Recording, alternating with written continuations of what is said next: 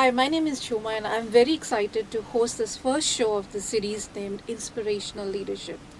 What makes it more interesting is to invite the first person in the show who has never given an interview, and this is his first job, and most likely it is going to be his last job as well.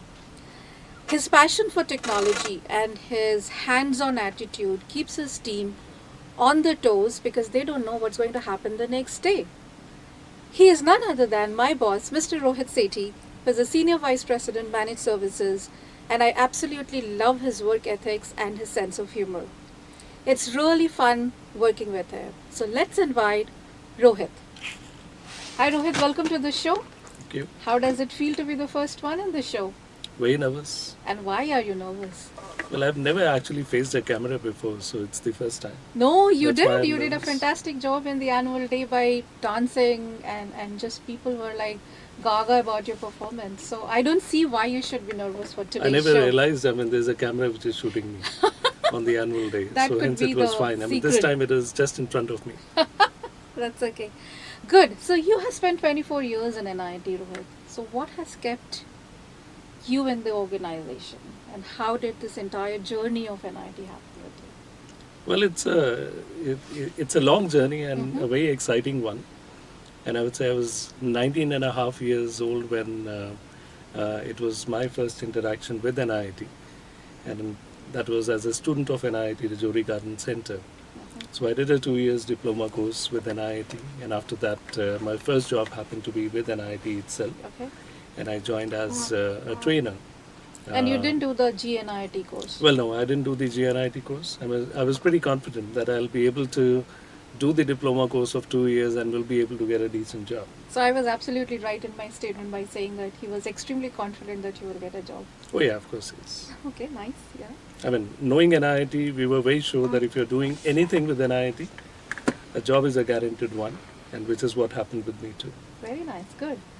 So you happen to be a trainer in NIIT, then what has been your journey after that? So I was a trainer for, I would say, around 5 years, and taught lots of students on various technologies. And at some point I decided that while I have been training people on how to build softwares, it is time for me to actually get into software development. Okay, yeah, I heard that you were a part of the software development team as well. Yeah. So after my trainer stint, I moved on to being a part of the software development factory, which used to be in Oakland at that point of time. And the team was building learning management systems. Okay. And our first system was NetVarsity, which was, I would say, the first e-learning platform which was built by NIIT. Okay. And I happened to be a part of that particular team in building that software. Excellent. Very nice. But why did you get into MS though? So implemented learning management systems for various customers, various global customers. It was Gateway, ITT, and many others. And it was a great experience of really doing software development in comparison to really teaching the students how to do software development as a part of my training or a trainer stint. So it was an exciting journey over there. It gave me a lot of opportunity to grow as well. So I joined as a team manager when I went into, let's say, learning management implementations, and grew from a team manager to a project manager to a senior project manager and a delivery manager as a part of that learning technology team itself. And at some point I realized that maybe I think it's time for me to do something different. And that's when I decided to take on the managed services team. And at that point of time, managed services team had only one project, which was Philips. And it was a team of around 25 odd people. And that was my first, let's say, managed services project, which I took on, and also NIIT took on, because that was the, let's say, birth of our managed services or the learning administration practice. Okay, very nice. And you have worked with multiple clients, Rohit. And if we talk to your client partners, everybody is gaga about you. So if it is Rohit is there, then everything will be done in the right way. And everybody is excited, always talking good about you, positive things. So what is this key mantra of your relationships with those customers, and what is it you think that you do differently with them, and what could we learn from them? Well, thanks for the compliment. I mean, I wasn't sure about that, but if you say so. No, I'm saying because I know it, the other side of the story as well. Yeah, okay. So my feel is, I mean, three things. One, it's extremely important for you to be honest. Number second, it's extremely important for you to be transparent with your customer. And thirdly, if you're really hands-on and you know your job well, then I think that trust will get built up. And these are the three things which I've always felt if you have in you, you will be able to convince any customer, and the customer will have a high, let's say, degree of trust in your capability to deliver what they're expecting. And I mean, that's what has made, I would say, the learning administration team as well. Yeah. So starting from Philips, which was a team of 25 people, today we have around 600 people in managed services team and serving more than 25 odd customers. And that's why our business unit is also known for innovation and excellence. Oh yeah, that is true. That's nice. And what will be your key message to your teams? Well, my take is managed services happens to be an area where it's very important for you to be hands-on. If you know your stuff very well, if you know your process very well, then you will do wonders in managed services. And at the same time, if you happen to have, let's say, a good blend of technology and an automation and some kind of innovation that you can bring in using that automation and technology, you will do wonders in managed services. Is it Salesforce which drives you, or it is you who drives Salesforce? Well, honestly, I probably will not give a sales pitch on Salesforce. I know. But I would surely say I think it's a great platform. But at the end of the day, I mean, you need to have a knack of figuring out, I mean, where to use the technology component. It's a framework, but if you have a bit of a background on technology, then the automation becomes easier for you, and hence the whole managed services processes will become more efficient and productive. Yeah, at least in the last 10 years of 8 years or 9 years that I have spent, we started with one platform, and then the way we enhanced the different product of the Salesforce and with different clients, at least we have come to a stage where everything is in the technology and we drive it like with technology. Yeah, I mean, technology is an enabler today. I mean, Yep. if you don't have technology, putting bodies and putting people in a process is not going to help you. Yeah. So Rohit, all this because you are a busy person, you have too much of work. So one question, I know we have spoken about it personally as well, and which keeps, in my mind, I think, how can you do that? So you work, you have a busy schedule, but every now and then I hear you are doing either a French course or a piano course or a guitar course, and also you're also doing law, right? So what actually makes you do all that? Are you impacted or affected by any idol, or where does it come from? Is the question. Well, I mean, honestly, I haven't really been a great student as far as my academics is concerned.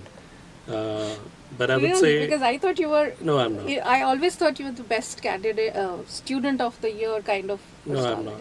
personality. I haven't been, and somewhere I feel you surely need some kind of activity in your life which can at least take care of the stress, and you have something available to bust your stress. So these are which your may be stress going on. busters, is what So you're these saying. are my stress busters. So when I'm doing a piano or a guitar or I'm doing a digital Law marketing is a stress course, buster. well, it is for me. With your work, managing studies, managing family, how does this balancing thing work? It's fun. It's fun. It's fun. It's fun.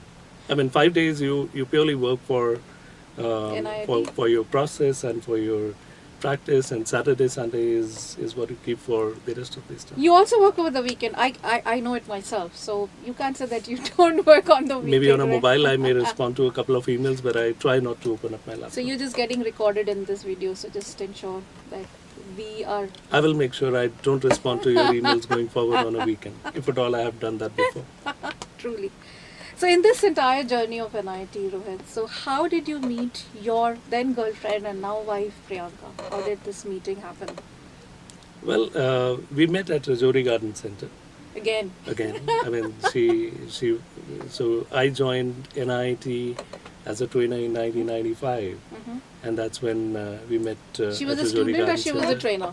No, I mean, she was a trainer as well. As well, okay. Yeah, I mean, she also completed her GNIT, so Oh, she was really? in Oh, I her see, third okay. year of GNIT course, Okay. and I had completed my 2 years diploma when I joined as a trainer. Okay. So we met there, and Who after proposed?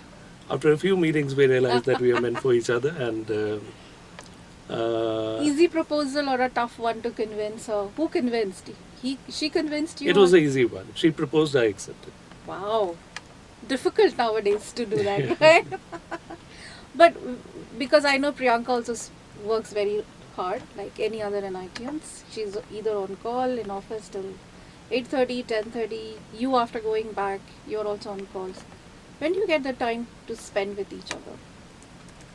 Well, typically when she's driving back home, she gives me Phone a call. call. She gives me a call, and virtually we are able to connect at least for half an hour, 45 minutes. So that's your interaction. I mean, throughout. to be honest, I mean, that's an interaction on a daily basis. And of course, yes. I mean, weekend is surely the one which keeps us alive. Good, nice. So how are you perceived by your children? Because mom, dad both are working Monday to Friday. Whenever they're back, I'm sure they're seeing you guys on either call or something that you guys are working. So when do you get the time to spend with them? Well, Are they excited that, oh my mom, dad is always busy, so we are also free to do what we want to do? Just well, like I mean, actually, they're in that age of teenage where they prefer parents not being at home. So I think they're liking it for sure. Okay. But at the same time, we compensate it over the weekends.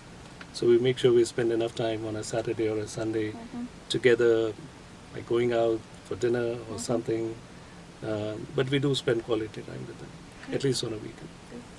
Nice. So excellent, Rohit. And I just have rapid fire questions for you. And Okay. this is like one request that you're not going to fire me after this rapid fire questions. I will try.